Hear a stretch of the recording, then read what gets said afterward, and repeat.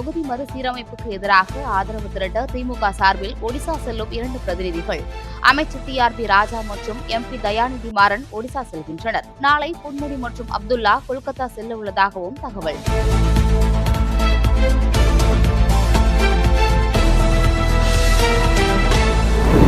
டெல்லியில் இருந்து ஆள்வதால் அவர் தமக்கு மேல் இருப்பதாக நினைத்துக் கொண்டிருக்கிறார்.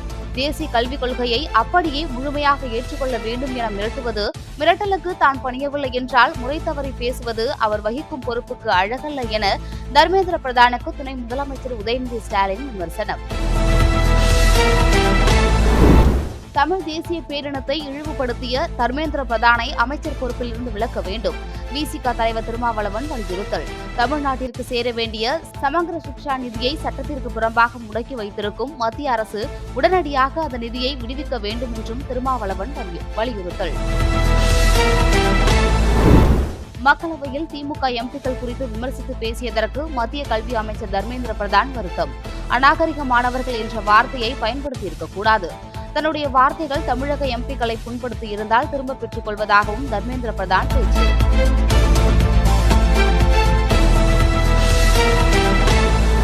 குழந்தைகளுக்கு பாலியல் துன்புறுத்தல் கொடுத்ததாக கூறி கைது செய்யப்பட்ட யூடியூபர் திவ்யா, கார்த்திக் ஆகியோர் மீது விருதுநகர் மாவட்ட ஆட்சியர் உத்தரவின் பேரில் குண்டாஸ் வழக்கு பதிவு.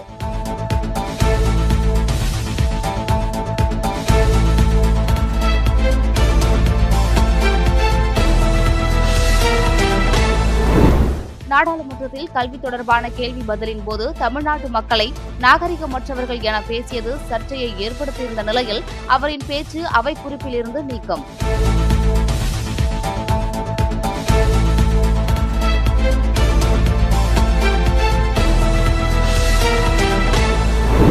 தொகுதி மறுவரையறை, கல்வி நிதி ஒதுக்காதது, வாக்காளர்கள் குளறுபடி என பல்வேறு விவகாரங்கள் குறித்து விவாதிக்க நாடாளுமன்றத்தின் அனுமதி மறுக்கப்பட்டதை கண்டித்து எதிர்க்கட்சிகள் தொடர் முழக்கம்.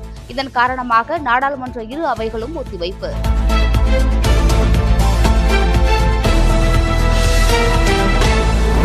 எக்ஸ் தளம் மீது மிகப்பெரிய சைபர் தாக்குதல் நடந்துள்ளதாக ஸ்பேஸ் எக்ஸ் நிறுவனத்தின் தலைமைச் செயல் அதிகாரி எலான் மஸ்க் தெரிவிப்பு. சைபர் தாக்குதலுக்கு பின்னால் ஒருங்கிணைந்த குழுவோ அல்லது ஒரு நாடோ இருக்கலாம் எனவும் எலான் மஸ்க் குற்றச்சாட்டு.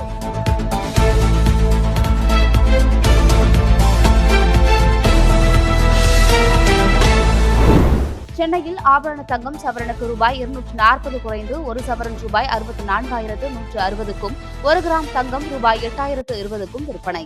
வெள்ளி கிராம் ரூபாய் 107க்கு விற்பனை.